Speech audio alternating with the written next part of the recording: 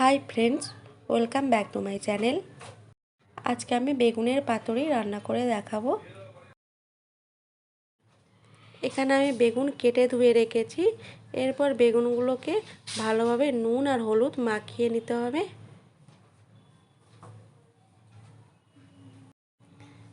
নুন আর হলুদ ভালোভাবে মাখিয়ে নিয়েছি। এরপর আমি জ্বালিয়ে দিলাম গ্যাস, দিয়ে আমি কড়াই বসিয়েছি। এরপর দিয়ে দেব সর্ষে তেল। তেল ভালোভাবে গরম হয়ে গেছে। এবার আমি বেগুনগুলোকে ভালো করে ভাজা করে নেব।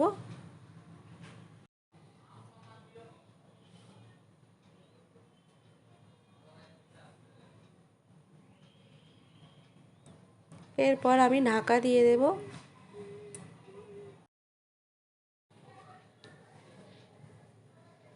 ঢাকা খুলে নিয়েছি। দেখো বেগুনের এক পাশটা আমার ভাজা হয়ে গেছে, আরেক পাশটা ভাজা করে নিচ্ছি।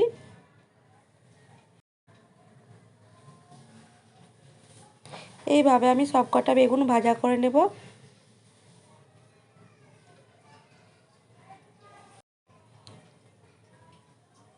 আমার বেগুনগুলো প্রায় ভাজা হয়ে গেছে, আমি এবার তুলে নেব। বেগুনগুলো আমার ভাজা কমপ্লিট হয়ে গেছে। আর এপাশে আমি রেখেছি সর্ষে আর কাঁচা লঙ্কা পেস্ট করে, আর নারকেল আমি পেস্ট করে রেখেছি।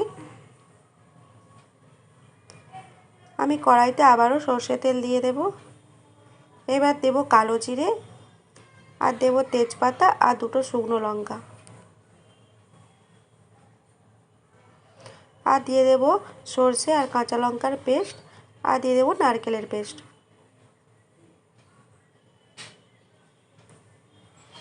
এটাকে ভালোভাবে ভাজা করে নিতে হবে।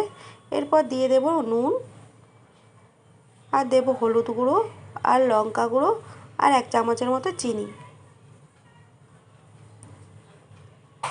মশলাটাকে ভালোভাবে ভাজা করে নিতে হবে। আর দিয়ে দিলাম মশলা ধোয়া জল। এরপর দিয়ে দেব কাশ্মীরি লঙ্কা গুঁড়ো, দিয়ে মশলাটাকে ভালোভাবে ভাজা করে নিতে হবে।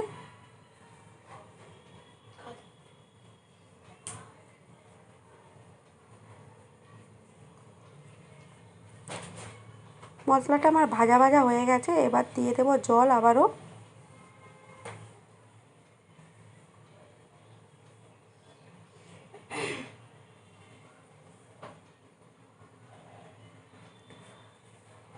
মশলাটা প্রায় আমার ফুটে ফুটে এসেছে।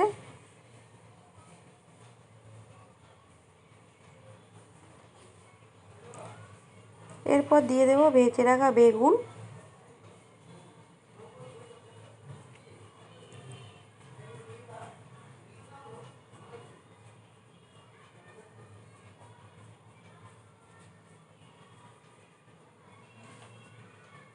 এবারে আমি 5 মিনিটের মতো ঢাকা দিয়ে রেখে দেব। আর এই রান্নাটা একটু মাখা মাখা টাইপের হবে। এরপর আমি ঢাকা দিয়ে রেখে দেব।